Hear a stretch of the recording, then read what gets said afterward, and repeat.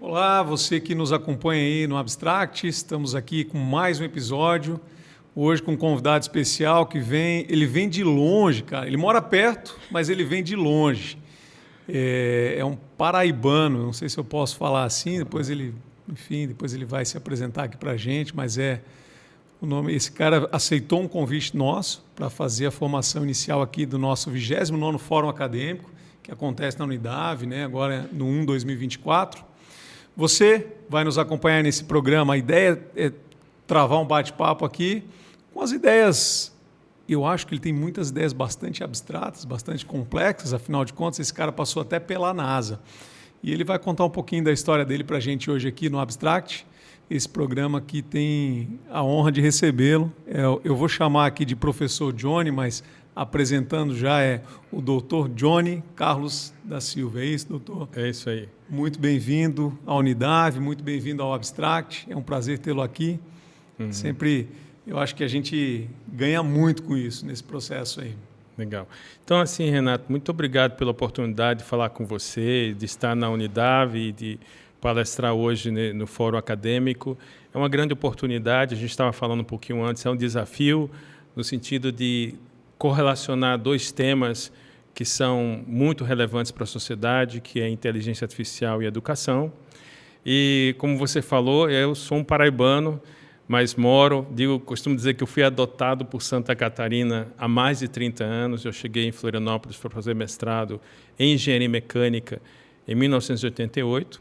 Eu sou formado pela Universidade Federal da Paraíba e pude fazer também um tempo como engenheiro numa multinacional em São Luís, Maranhão. Mas aí, Renato, com 22 anos, eu tomei aquela que eu digo que foi a decisão mais difícil, mais radical, mais disruptiva da minha vida, que foi largar o emprego de engenheiro numa multinacional, depois de ter sido promovido de engenheiro júnior para engenheiro pleno, para buscar conhecimento mais profundo e fazer o mestrado em Florianópolis. Essa foi a decisão mais, digamos assim, mais radical da minha vida. E eu terminei o mestrado em 90, na UFSC, na Engenharia Mecânica, esse é o tempo. Meu mestrado foi em robótica, então, dependendo de como você define IA, eu trabalho com IA desde o final dos anos 80, e depois eu tive a oportunidade de ficar como engenheiro no laboratório dentro da Engenharia Mecânica, um laboratório de sistemas hidráulicos, e nesse momento, Renato, eu tive a oportunidade de fazer pelo primeiro intercâmbio internacional.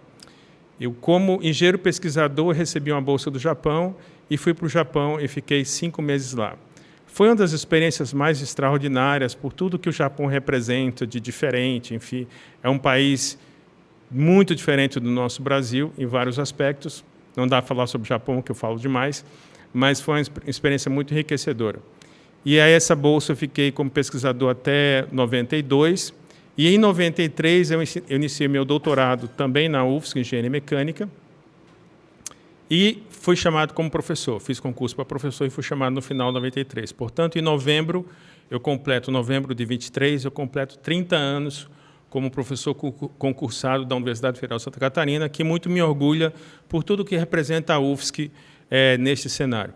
Eu tenho pela Universidade Federal de Santa Catarina, Renato, um sentimento de muita gratidão. Por quê? Porque, além do Japão, eu tive a oportunidade de fazer parte do meu doutorado na Inglaterra, morando na Inglaterra por 1 ano e meio, sendo pesquisador da Universidade de Lancaster. E essa experiência foi minha segunda experiência internacional, onde eu pude trabalhar com esses pesquisadores numa linha que também era inteligência artificial, só que inteligência artificial aplicada para projeto, mais notadamente projetos de sistemas hidráulicos. Eu volto para o Brasil em início de 98, defendo o doutorado em 98. O doutorado saiu pela UFSC e meu co-orientador participou na banca, então foi defendida a tese em inglês. Eu gosto de dizer isso porque a galera que está nos assistindo, que está interessado no conhecimento e tal, realmente o inglês é meio que óbvio, mas é a língua oficial da tecnologia. E isso foi em 98 e tive a oportunidade de receber uma premiação na Alemanha. Enfim, a coisa é um pouco extensa, o cara vai ficando experiente, vai ficando um pouco extenso. Mas outro aspecto que valeu muito na minha história, Renato, você citou isso, foi que no ano de 2010 eu tomei outra decisão na minha vida, que era fazer uma análise da carreira. Minha carreira estava se tornando muito administrativa. Eu fui coordenador da graduação da mecânica durante 4 anos. E nessa análise de carreira eu visualizei a oportunidade de fazer um pós-doutorado. E fui pensando nos Estados Unidos, um país que eu tinha visitado algumas vezes entre 99 e, melhor dizendo, 97 e 2000 eu tinha visitado os Estados Unidos algumas vezes e tal.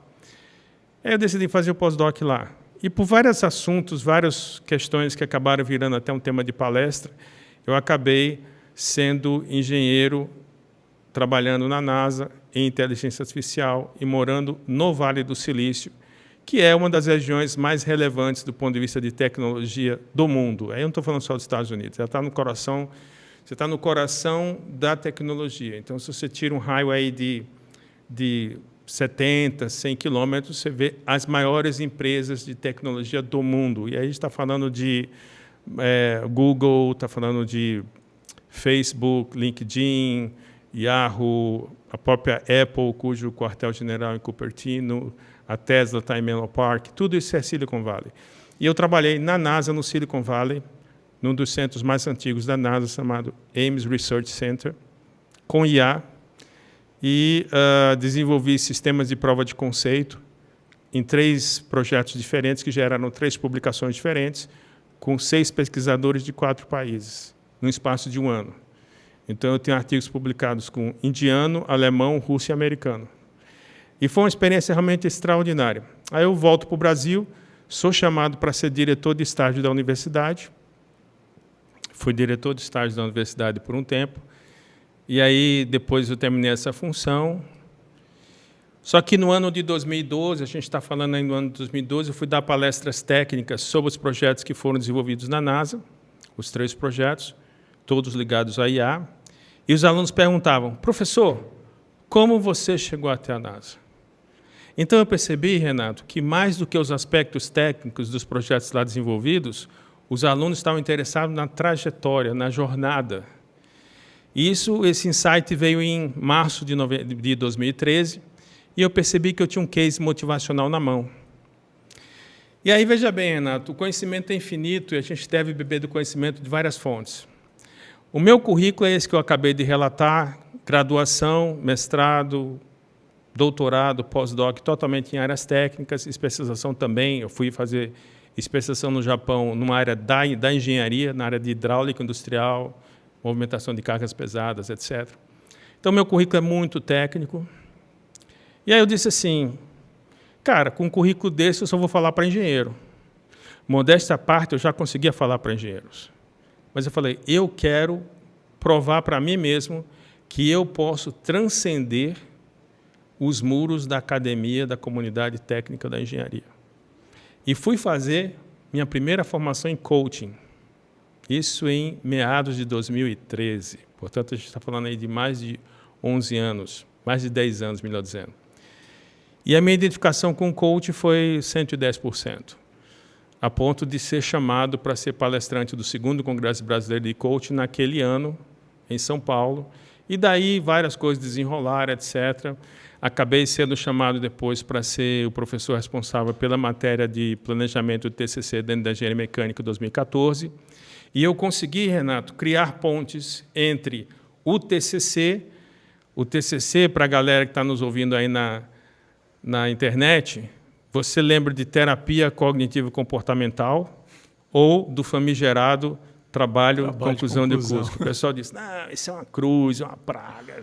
Tá. Enfim, o TCC é um monstro para muitos alunos. E eu proponho uma outra abordagem, Renato. Eu proponho que TCC significa trabalho de começo de carreira. E eu realmente, modesta parte, consegui, com aquela metodologia que eu compactei num livro, dar ao aluno de graduação a perspectiva de olhar o TCC com outro ângulo, que é, olhe para o TCC como uma grande oportunidade da sua carreira. E eu trouxe técnicas de coaching para a academia. Então, esse livro foi referenciado pelo Portal do Estado de São Paulo de maneira orgânica, numa entrevista dada, se não me engano, 18 ou 19, Era 2018 ou 2019, se não me lembro. E esse livro foi lançado, enfim. E é uma maneira de trazer técnicas do coach para a academia. Não é um livro para estudantes de engenharia somente.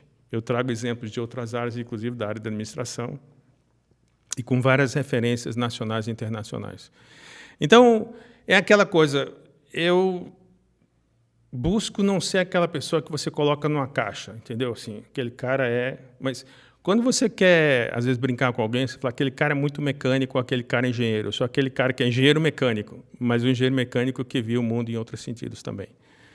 Então, mais ou menos, esse é um breve resumo da história aí, que é muito longa, mas fico à disposição para mais interações. Bom, professor Jones, já tomou rumo aqui, como você mesmo disse, né? Pô, rapidamente, foi bem breve, afinal de contas, aqui o currículo é gigante, né?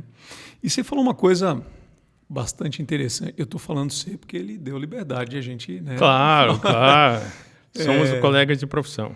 Você colocou que os alunos, naquele período, tinham uma curiosidade do como, da trajetória. Uhum. Esse programa nosso, que ele fala muito, ele aborda muito, você comentava um pouquinho antes aqui para a gente a respeito de uma outra entrevista que você deu, num programa mais técnico, né, em que você falava de buraco de minhoca, né, do universo do filme, né? Enfim, aqui a gente não tem esse perfil tão técnico, mas a gente tem um perfil comportamental, porque a ideia também, na essência desse programa, é trazer para as pessoas que nos acompanham um pouquinho dessa trajetória, por isso a apresentação também do currículo e tal, ela tem um peso bastante forte, afinal de contas, ele é o resultado. O currículo é só uma expressão de muita luta, de uma trajetória muito, imagino, de extrema dedicação, afinal de contas, a gente, como é que diz, deu sorte, né? Depois de 50, ou de 30, ou de 20, ou de 2 anos, deu sorte de tanta persistência e tanto estudo. Mas eu vou voltar um pouquinho mais no tempo. Uhum. O Johnny, nascido lá em João Pessoa, certo, ou o paraibano Johnny, enfim, que acaba vindo a Santa Catarina, por conta, inclusive, da trajetória de carreira. Onde nasce o Johnny engenheiro? Onde nasce o Johnny engenheiro mecânico? Onde é que o Johnny, criança, diz, pô, porque a gente pensa sempre num planejamento de carreira, pensa sempre num planejamento de vida, às vezes, ou enfim, já projeta algumas coisas, mas muitas delas vão se enquadrando conforme a gente vai enxergando as oportunidades, como você mesmo disse. Chegou num ponto que eu preciso rever minha carreira, eu preciso repensar algumas coisas e acabei indo para um pós-doc, né? Silicon Valley, NASA, enfim, isso aqui no currículo. Aonde o Johnny nasce para o Johnny que vai virar engenheiro? Legal. Uma boa pergunta. O meu pai é advogado e o sonho dele era ter um filho advogado. Ele foi realizar esse sonho bem avançado na vida dele, né? Uma das filhas dele virou advogado, virou bacharel. Eu sempre gostei muito de estudar no geral, mas sempre tive uma tendência da área de exatas. Então, as minhas melhores notas no vestibular foram química, física, matemática e biologia. E durante o tempo de universidade, eu dei aula particular para um grupo de alunos sobre física, matemática e química. Não dava biologia, mas eu dava, então passei todo o meu curso de universidade dando aula particular sobre essas 3. E assim, a gente chegava lá e o cara começa, qual é o assunto hoje? Era parte de matemática, física e química. Então, a minha escolha pelas engenharias foi uma escolha muito natural, porque eu tive um sonho, que foi um sonho muito breve, de fazer física, mas aí a influência das pessoas, físico e tal, eu entrei na universidade em 82, e eu considerei já naquela época que a engenharia seria aquela profissão que mais iria me abrir portas e satisfazer a minha curiosidade pela área de exatas, né? Então, é isso. A mecânica é que, na época, pelo que eu li das engenharias, e eu sou totalmente suspeito, tendencioso, absolutamente tendencioso pela engenharia mecânica. Você que está nos assistindo, se a gente tem aeronáutica, naval, automobilística, são todas spin-offs da mecânica, né? Obviamente, a gente tem a engenharia elétrica e eletrônica, que são super importantes, e tem a civil, que dá essa estrutura onde a gente vive, chamadas prédios, casas, pontes, etc. Então, essas 3 são as grandes engenharias, digamos assim, e as restantes são tipo spin-offs dessa. Então, a mecânica, para mim, na minha universidade, era considerado um curso bom, etc. E eu me identifiquei. E tanto que, eu não falo muito isso nas entrevistas, mas assim, a minha identificação com a mecânica foi tão boa que eu fiz o meu estágio curricular, não no Nordeste, eu fiz o meu estágio curricular em São Paulo. Eu ganhei um prêmio na minha universidade, chamado Prêmio Metal Leve, do melhor aluno da turma, e eu fui para São Paulo e morei um tempo em São Paulo, 2 meses, 2 ou 3 meses, nem me lembro mais. Mas esse tempo, Renato, foi super importante para quê? Para tomar 2 decisões importantes na vida, tá? A primeira, a Metal Leve já era uma empresa de alta tecnologia, exportava pistões para os Estados Unidos com o selo da FAA. Então, você para exportar para a FAA, você tem que ter uma alta tecnologia. Estou falando isso em 85, 86, já naquela época.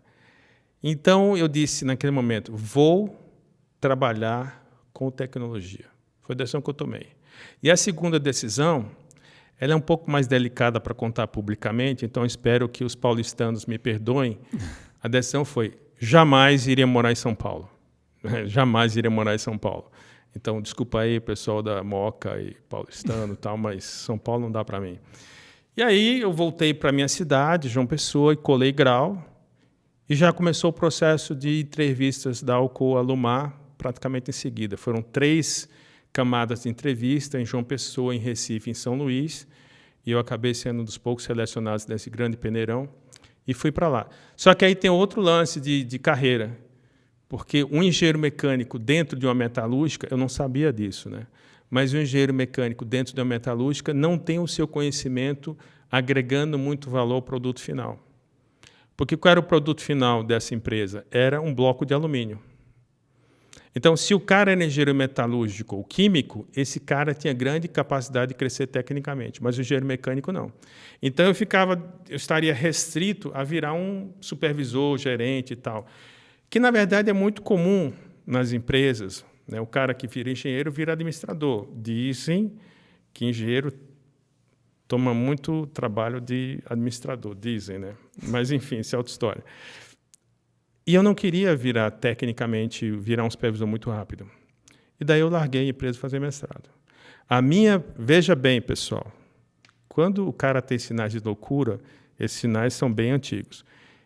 Em 1988, a inflação, tem uma galera que não sabe o que é isso. Ela batia alto, hein? A galera procura aí, vai lá no Google ou no chat GPT, procura inflação do Brasil em década final de 80. A gente está falando de 30% ao mês. Você também não sabe disso porque você é muito jovem. Mas eu lembro bem dos meus pais. Quando o cara fala, lembro bem dos seus pais, você está falando com o cara. Sofrendo bastante ali. Pois é, eu larguei uma empresa.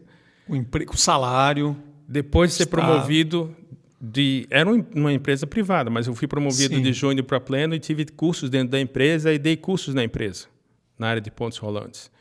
Mas eu tinha o ideal de procurar o conhecimento. E a minha primeira bolsa foi menor do que meu último salário. E isso foi a maior decisão. O pessoal fala sobre decisões de carreira, assim. Ir para a NASA foi importante, estudar na Inglaterra foi importante, especialização no Japão foi super importante, mas a decisão de carreira radical foi essa. Então, a galera que está falando aí sobre mudar ou não mudar, se você tem de 35 a 45 anos, nessa faixa, você sabe que você já tem aí alguns 10 anos, 15 anos de estrada profissional e sabe que se nada fizer, os próximos 10, 15 anos da sua vida vão ser igual aos últimos que foram. Então, às vezes, você precisa fazer essa mudança. E eu falo sobre isso aí, porque ainda não comentei na questão do currículo, eu me tornei colunista de carreira. Então, com esse perfil técnico que você está vendo aí, eu escrevo sobre carreira há quase 2 anos no portal Acontecendo Aqui. Foi uma ponte que eu fiz com o editor, ele gostou, enfim, me liberou e até hoje já foram vários artigos de entrevistas e artigos de opinião sobre vários temas de carreira. Então, um tema que me fascina é falar sobre carreira e, enfim, decisões, etc. Cara, você vai trazendo, né? E eu vejo, e olhando o teu perfil aqui, depois a galera pode buscar lá, é @profjohnny, J-O, 2 N's de navio, Y no final, Prof. Johnny. E tem muito isso aqui, você, né, ajuda na sua carreira ainda na faculdade, você tem muito isso. No Linktree aqui você tem, já leva para o livro, já leva para os materiais que você tem. Você trabalha muito com formação. E eu vejo que isso está bem no... Bom, a gente vai chegar no tema da palestra de hoje, que é inteligência artificial e educação, mas educação, inclusive, ela te define já na primeira aqui, educação, no perfil. Em 88... Você definiu que você ia largar uma carreira já sólida, porque para tempos em que a inflação comia o salário, você estava numa grande empresa, uma multinacional já, Exato. então, né? E você, para lá, eu vou tomar um outro rumo porque eu percebo que tenho mais pela frente, claro, dada a toda capacidade de visão, mas você já ia trabalhar com processo formativo, porque você vai para uma carreira acadêmica, mestrado, né? E depois, claro, vai seguindo e doutorado. Então, você já trabalha com formação humana já desde praticamente no pós-faculdade. Quer dizer, antes já lecionava particular na faculdade. Então, eu acho que, se eu estiver errado, me corrija, mas essa coisa da formação, que depois o Johnny vai fazer a escola do coach, isso está na tua veia, assim. Total. Eu fui entrevistado uma vez e uma pessoa perguntou: "Ô Johnny, por que você viajou tanto na sua vida, né? Assim, né? Viajou e tal." Eu falo assim: a minha vida é pautada pela busca do conhecimento para servir. A minha vida é pautada pela busca dos conhecimentos para servir. Eu acho que a atitude de servir as pessoas pela busca do conhecimento, pelo conhecimento, é uma das mais nobres. E hoje eu vou ter o privilégio, o prazer, a honra, a satisfação de falar para professores, né? O diferencial de uma nação, Renato, a gente estava comentando um pouco antes, tá? Enquanto essa nação valoriza, capacita, suporta, apoia a educação, em todos os níveis. Aqui não cabe dizer se tem que tirar de um e de outro, enfim. É claro que a base de um prédio é a essência daquele prédio, então a gente tem que ter uma educação de base. E nas sociedades, como a gente estava comentando, né? Então, eu tive a oportunidade de ficar no Japão 5 meses, morei na Inglaterra 1 ano e meio, e nos Estados Unidos durante 1 ano. Essas nações têm uma forte base em educação, entende? Então, assim, a galera do Brasil, o nosso país, como é que eu posso dizer aí de maneira polida? Não é um país no mundo conhecido por planejar e por valorizar tanto a educação. Mas eu acredito, isso é um instrumento meu de fé, de que isso pode mudar e de que cada pessoa no Brasil pode tentar fazer a diferença, nem que seja num grão de mostarda, mas você está fazendo a diferença, entende? E, de certa maneira, nunca ninguém fez essa leitura que você fez agora, mas realmente a ideia do mestrado já foi a busca pela educação, no caso, uma educação tecnológica mais profunda, e definiu a trajetória da minha vida, né? Então, eu considero que grande parte do que se lê no meu currículo é resultado dessa decisão, de buscar a educação, o conhecimento, mas para servir. Então, eu chego em Floripa com 22 anos, em 88, portanto, estou entregando a minha idade para a galera, mas tudo bem. A gente brinca, né, Renato? Só tem 2 opções. Ou o cara se torna mais experiente, ou ele morre. Ou ele vai cedo, Por enquanto, eu preferi a primeira. Então, estamos juntos, tá certo? E assim, cara, a capacidade que eu tenho hoje de servir a sociedade é muito maior do que a que eu tinha como um engenheiro, mesmo com 2 anos de empresa, entende? E essa visão internacional e tudo isso. Então, eu acho que a gente tem que buscar agregar. E a ideia das palestras corporativas e universidades, etc., minha principal abordagem, Renato, e para o seu público, é a abordagem de carreira e trabalho de equipe. Esse é meu principal tema, né? Então, o universo do coaching, veja, eu fui fazer o coaching depois de voltar de um pós-doc na NASA. Na NASA. Não é qualquer pós-doc, a gente está falando da... Dizem que é uma instituição reconhecida. E no meu primeiro curso de coaching, eu fiz 3, eu sou Master Coach, mas no meu primeiro curso de coaching, tinha estudantes de psicologia. E eu estava na turma de pessoas que eram graduandas, com as quais eu aprendi muito. E aí teve uma brincadeira que naquela época eu já tinha Facebook, mas meu Facebook era Johnny.Silva537, sei lá o quê, que eu não tinha definido um login para mim específico. Aí eu falei assim, troca Facebook. Naquela época, galera, não existia Instagram, tá? Então, antes dos haters não existia Instagram, estou falando de 2013. Não, 2013. E aí eu falei, tá, então vai no Google, procura meu nome. Aí a pessoa foi no Google, procurou meu nome e falou assim, o que você está fazendo aqui? Eu te conto essa história para dizer que existe uma barreira nas áreas de conhecimento. Mas por quê? Porque você tem que ter a atitude que eu defino como humildade intelectual. Veja, quem termina um doutorado nesse país, você está fazendo doutorado, é topo da pirâmide educacional do país. Mas a pessoa tem que ter humildade intelectual para dizer assim, independente da montanha que ele conseguiu atingir, existem outras montanhas também importantes. E a gente precisa quebrar o paradigma de que as áreas estão fracionadas. Hoje em dia, a complexidade dos sistemas implica que as áreas têm que se comunicar cada vez mais. Porque o conhecimento está fragmentado. Entende?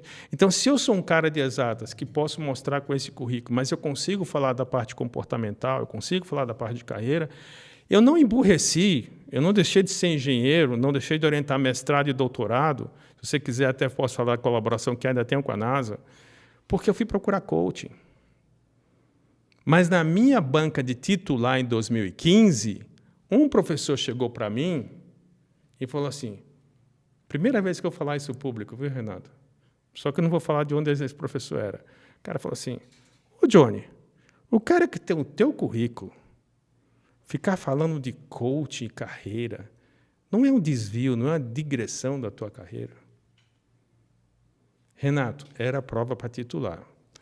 Na hora, meus colegas da audiência, eu não vou dizer para onde eu pensei que mandaria o cara, mas você pode deduzir, usa a sua imaginação. Mas aí eu respirei fundo, falei, cara, se eu mandar esse cara para onde eu estou pensando, esse cara vai me reprovar. E eu falei simplesmente o seguinte, falei, professor, o mais difícil eu consegui foi criar uma carreira que despertou interesse das pessoas em conhecerem. Agora eu estou investindo só na forma. Naquele dia, abril de 2015, 6 professores do Departamento de Engenharia Mecânica prestaram banca para titular. 4 passaram, 2 não passaram. Eu passei. Mas eu fui muito duro na minha resposta, mas ao mesmo tempo diplomático, né? Tapa de luva de pelica, mas... entendeu? Então, assim, eu estou dizendo isso porque, assim, o engenheiro é uma profissão extraordinária. A gente não vai falar sobre engenharia, porque eu vou falar 30, 40, sei lá, minutos sobre isso. Mas o engenheiro, em geral, não se comunica fora da sua área. Existe problema até em termos de termos técnicos de outras áreas de conhecimento.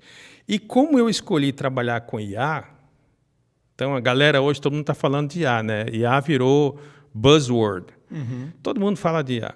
Assim, eu trabalho com IA, dependendo de como você a define, há 25 ou 30 anos. Porque se você coloca a robótica como uma sub-área da IA, o meu mestrado foi em robótica. Defendido em 1990. Você vê se o cara é velho quando ele começa lá em 1990. E o meu doutorado foi em inteligência artificial aplicada a projetos de sistemas hidráulicos, então era IA clássica, entendeu? Isso definido em 98. Então, a IA pressupõe que você abra a sua cabeça para entender conceitos que não são necessariamente somente conceitos técnicos. Porque você, na sub-área da IA que eu escolhi, que eu vou inclusive citar hoje, mas hoje não vai ser uma palestra super técnica, porque o perfil é muito amplo, existe uma sub-área chamada sistemas especialistas, que depois se tornou mais conhecido como sistemas baseados em conhecimento. Então, o que é que eu faço? Eu ensino pessoas, geralmente engenheiros, quase todos os engenheiros, já tive um cara que era formado em ciência da computação, que é tipo engenharia. Eu ensino essas pessoas a interagir com especialistas e capturar parte do conhecimento do especialista, ele ou ela, e colocar essa parte em software. Eu ensino isso desde 98. E isso pressupõe que eu tenha que entender os modelos mentais da pessoa com quem eu estou interagindo, os tipos psicológicos.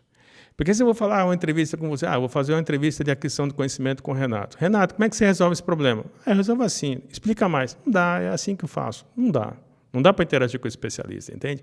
Então, eu tenho que adquirir o conhecimento do especialista usando técnicas que aí tem um pouco de psicologia na história. Comportamento. Exatamente, comportamento. Tá? Então, eu estudo essa parte já há um tempão. E quando eu tive contato com o universo do coach, a identificação foi total. Por conta desse veio formativo, de formação, de formar, de Exatamente. servir com a educação. Exatamente. Tanto que foi interessante isso, Renato, porque durante a formação tinha 2 módulos. Estou falando do primeiro curso na escola. Quando eu comecei a adentrar o universo do coach, estudar os artigos, livros, etc., eu percebi uma grande semelhança entre um coach para uma pessoa, para o cliente ou coachee, e um orientador de pós-graduação. Porque, no final das contas, quando o cidadão defende o mestrado ou o doutorado, ele ou ela sabe mais sobre o objeto da pesquisa do que o orientador. Isso é via de regra. Sim. Via de regra. Eu fiz mestrado e doutorado, posso dizer. Eu entendia muito mais do código do que meus orientadores. Só que o orientador do mestrado e doutorado, ele conhece a trajetória. Ele conhece os caminhos que o cara vai dizer, corta aqui, aumenta aqui, porque você está fazendo doutorado. Se o cara não tiver um basta, ele fica fazendo doutorado de 500 anos, nunca acaba. É um eterno estudante. Ele é um eterno estudante. Então, você tem que dizer, o orientador tem que dizer, até aqui eu garanto que você pode defender com uma metodologia, com a sistematização, e você vai ter o título de mestre e doutor. E vai continuar estudando, se quiser, para o resto da vida, que é meu caso. Johnny, é de cunho bem mais pessoal. Bom, tudo é pessoal, né? Mas, assim, essa tua trajetória de formador, né? de educador e de servidor, no sentido de servir a partir da educação, a religião tem um peso forte nisso? No meu caso, sim. Conta um pouquinho qual que é a tua religião, que eu acho que isso traz uma curiosidade grande. Afinal de contas, eu vou ser honesto em te dizer que é segunda pessoa que eu conheço, que eu tenho o prazer de conhecer, que tem na religião Bahá'í a sua... Exatamente. Como você acaba de citar, eu sou Bahá'í, quer dizer, eu declarei Bahá'í, melhor dizendo, essa expressão correta, porque a gente, quando declara Bahá'í, a gente não recebe um diploma de conclusão de curso, a gente recebe uma matrícula. A gente está ingressando numa comunidade, uma trajetória infinita de conhecimento. Eu declarei Bahá'í com 19 anos e 85, isso em João Pessoa, e isso abriu um universo de conhecimento na minha vida extraordinário. Tanto que, se a galera tiver no Google aí interessante, pode procurar meu nome em Direitos Humanos. Eu dei uma palestra sobre Direitos Humanos, aliás, 2 palestras dentro da UFSC, defendendo os direitos humanos dos Bahá'ís, falando sobre a questão da perseguição dos Bahá'ís do Irã. Então, por exemplo, vou dar só exemplos, porque o assunto Bahá'í é muito amplo. Claro. Então, assim, por exemplo, imagine que você descobre uma fonte de conhecimento que diz assim: a ciência e a religião são como 2 asas de um mesmo pássaro e que a humanidade precisa dessas 2 asas igualmente fortes. Porque se a humanidade for somente para a ciência, sem a fundamentação religiosa e espiritual, ela vai se afundar no materialismo. Mas, por outro lado, se ela for somente para a religião, sem uma fundamentação científica, ela vai para o pântano do fanatismo. E a fé Bahá'í diz que a ciência e a religião têm que caminhar juntas. Renato, quando eu descobri isso com 19 anos no Nordeste, a minha cabeça explodiu, positivamente falando. É como se entrasse assim um universo, uma enciclopédia na minha cabeça. Eu quero estudar esse negócio. Então, para você ter ideia do que a fé Bahá'í é para o educador, ela diz assim, no futuro, tem um texto, inclusive vai ser um texto que eu vou colocar hoje na palestra, que diz assim: considerai o ser humano uma mina rica em joias de inestimável valor. A educação, tão somente, pode fazer com que a humanidade tire dela seu benefício. Então, eu olho para um ser humano não como um receptáculo vazio que o professor tem que chegar lá e derramar um conteúdo nele. Eu olho para o ser humano como uma mina rica em joias. E aí o educador tem esse papel de entrar e desvendar a mina. É um outro paradigma da educação. Os princípios Baha'is e algumas ações Baha'is no mundo, posso dizer, eles são revolucionários. Imagina uma fonte de conhecimento que nasceu na antiga Pérsia, atual Irã. Você, nosso colega de internet, você sabe o que significa essa região hoje em dia, mas isso foi no século XIX e diz que homens e mulheres devem ser educados com o mesmo valor. E diz que se um pai tiver um casal de filhos, mas só puder educar um deles, a prerrogativa tem que ser da mulher. Isso é revolucionário, Renato. E eu tive a bênção, por acaso, por uma coisa fortuita, numa rodoviária em João Pessoa. É uma história maluca. Se você tem interessante, vai no meu Facebook, que tem lá alguns anos atrás. De conhecer isso. E aquilo foi para mim revolucionário. E aí eu tive a oportunidade de visitar diferentes países, porque além desses 3 países, eu visitei outros países, e conhecer Baha'is nesses países. E para sintetizar, tem um verso que diz: a terra é um só país, e os seres humanos seus cidadãos. Imagina hoje, Renato, se cada criança nascida hoje no mundo fosse educada para respeitar o seu país, mas ao mesmo tempo para ser cidadão do mundo. Imagina hoje se cada ser humano fosse criado para entender a sua língua, ter a sua cultura, mas uma língua mundial auxiliar. Isso é princípio Bahá'í, trazido no século XIX. E por causa desses princípios e outros, muitos Bahá'ís no Irã ainda hoje são perseguidos. E você conhece uma pessoa que foi. Sim. Entendeu? Que é professor dessa universidade. Eu tenho a honra, o prazer, o privilégio, a satisfação de dizer que eu tenho essa pessoa como meu amigo. Entendeu? Então, o conhecimento, o valor que a fé Bahá'í dá à educação é incomensurável. E eu considero o seguinte, tá? O ser humano ele é inerentemente bom. Preconceito e todas as mazelas são transferidas de maneira inconsciente ou consciente para a cabeça das pessoas. Mas eu considero que o ser humano é inerentemente bom. Então, isso pode mudar. Só que, para mudar, tem que ser muito mais esforço. Aí tem que estudar entropia, porque os sistemas tendem... Para você colocar o sistema em ordem, é necessário muito mais trabalho. Imagina quantas pessoas são necessárias para construir um avião. Mas você pega alguns malucos e destrói um avião em cima de um prédio. Você sabe o que eu estou falando. Então, é por aí. Imagina quanto investimento nós teremos em educação para que isso e muito mais, claro. Verdade. Mas, professor, vamos lá. A gente vai indo e eu sei que a história... nós temos... Se a gente adentrar em várias arestas que a gente abriu aqui, a gente já tem umas quantas horas aí de conversa. Hoje a gente vai falar sobre inteligência artificial e educação. Uhum. Acho que vai ser para os professores da casa, né, numa formação primeira agora desse 29º Fórum. O que a gente pode esperar, o que a gente vai ter nessa fala para esse público que trabalha, né? Eu acho que, de certa forma, como é que a gente inspira esse público nesse processo tão inspirador? Porque eu vou te dizer, eu estou aqui encantado em te ouvir, não estou sendo demagogo, não.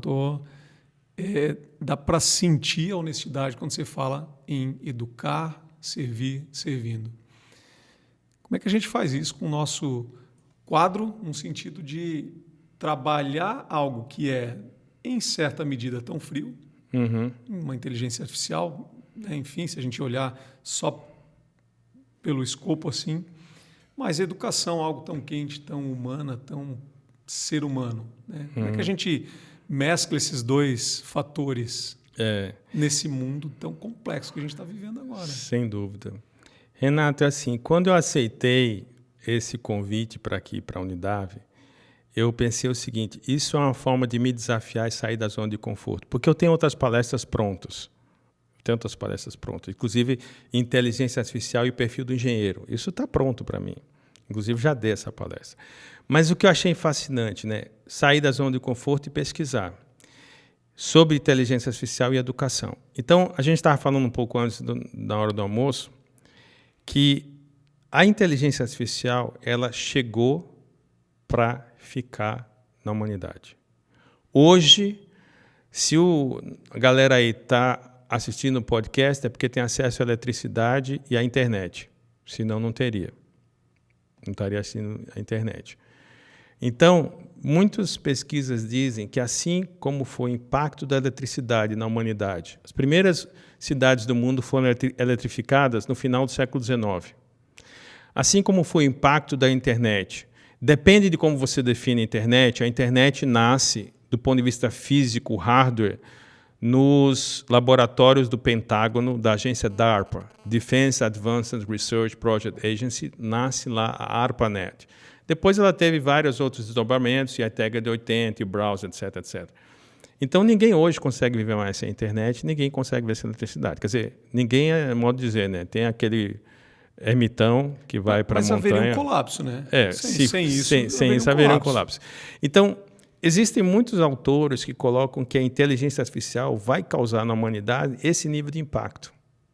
E nós estamos usando o IA sem perceber, muitas vezes. É porque ficou como buzzword, tipo, a pessoa acha que IA é o ChatGPT da OpenAI. Mas, na verdade, o ChatGPT, a tecnologia do chatbot, talvez a galera não sabe, mas eu vou falar hoje na palestra. O primeiro chatbot reconhecido é o ELISA, desenvolvido pela MIT na década de 60. Caraca. O pessoal não sabe disso. E eles pegaram o quê? Análise de protocolo de interação de pessoas com psicoterapeuta, com psicólogo. Então, criaram a ELISA. Eu já mostrei a ELISA nos meus alunos, só para a gente brincar um pouquinho, mas a ELISA, na época que eu usei, estava só em inglês e facilmente você colocava a ELISA em loop. Mas a tecnologia de chatbot já existe, é uma coisa dominada há muito tempo.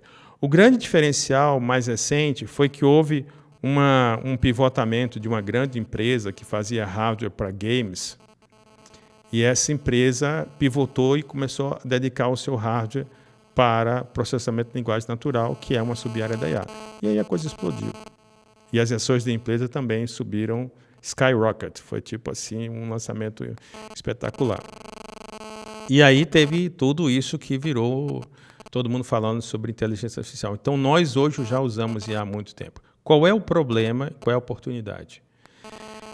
Na medida que se considera que a educação é a base para a sustentação da sociedade, etc., e na medida que você tem uma ferramenta super poderosa que vai dar acesso de maneira quase nunca antes na humanidade vista sobre educação, sobre conhecimento, você deve ligar essas duas coisas, só que com bastante, digamos assim, ética e ao mesmo tempo cautela. Porque nós não podemos endeusar a tecnologia como ela resolve tudo. Não resolve tudo. Um dos primeiros sistemas especialistas, que eu vou citar um marco sobre ele, chamado MySim, desenvolvido pela Universidade de Stanford, no início dos anos 70, ele era um sistema especialista disruptivo na época.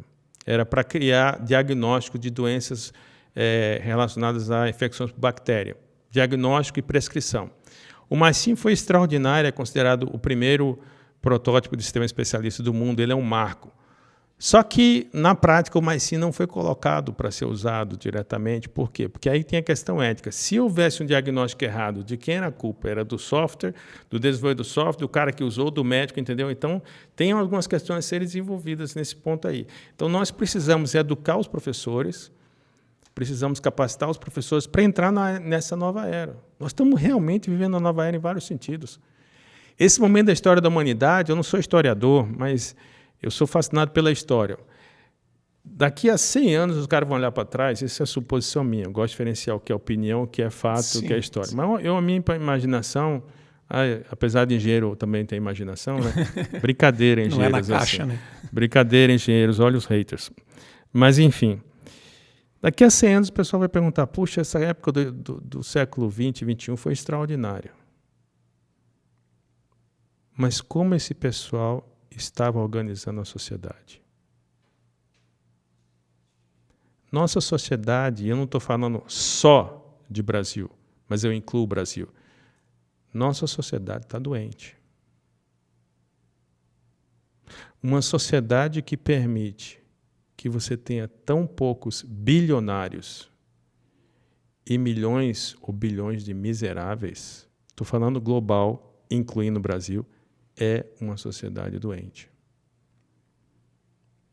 A renda per capita mundial ela está crescendo de maneira muito grande. Temos, se você coloca a riqueza de todos os bilionários, etc. Produção de riqueza. Produção de riqueza. Mas imagina só, você vai numa organização chamada, a galera pode procurar, chamada Oxfam. Essa organização britânica, se eu não me engano, publica periodicamente relatórios sobre as discrepâncias socioeconômicas do mundo. E a Oxfam comprova que o gap não é mais um gap, é um canyon entre os mais ricos e os mais pobres, está aumentando. Está virando proporção de carteira de marketing. O negócio está gigantesco. É uma sociedade doente. Então, a gente precisa... Quem tem acesso à universidade é um potencial formador de opinião. Mudar esses sistemas. Existem países... A gente estava falando um pouco mais cedo. Eu tive o privilégio de conhecer a Suécia. Eu viajei para a Suécia como uma das pessoas selecionadas pelo Centro de Inovação Suécia Brasil em IA. É um país em que a diferença entre o mais pobre e o mais rico nas empresas é menor. É um país em que as discrepâncias socioeconômicas são menores.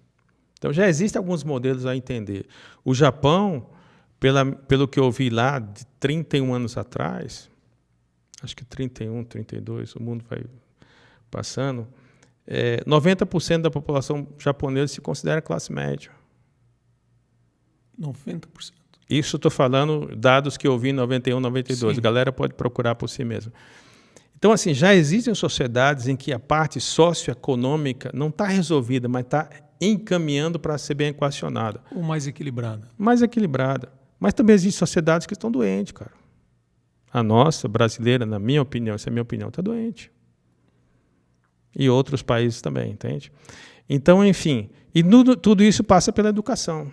Passa pelo acesso à educação. Então, a IA, se bem utilizada, se ensinada, se eticamente utilizada, dentro de um contexto não endeusada, você tem que analisar uma coisa chamada viés da IA, que é uma coisa complicadíssima. O pessoal endeusa muitas vezes os sistemas de IA, fala, não, põe lá, alimenta a rede neural, ela vai te resolver o problema muito rápido. Vai te resolver, mas nem sempre é a melhor solução. E eu vou mostrar hoje casos, todos os casos com links, com referências, porque eu estou falando para a galera que é professor pesquisar, de sistemas de IA que deram orientações erradas para o sistema penitenciário, para o sistema legal. Entende? Então, a IA está entrando em várias áreas.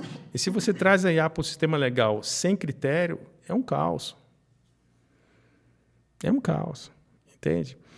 Ou seja, ela pode, e ela vai, acredito também, contribuir em muito no nosso processo, até para a evolução de um equilíbrio maior, mas quando bem utilizada. Quando bem utilizado.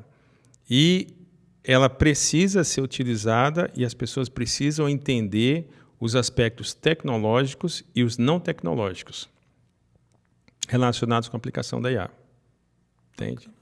Bacana. E isso a gente vai, de certa maneira, tangenciar na apresentação hoje, porque o amigo falou, né, o professor pró-reitor Meiran Ramezanali, que eu tinha um desafio para falar para 100, 150, 180. Eu acho que vai ter uns 20, mas tudo bem. Não, bem.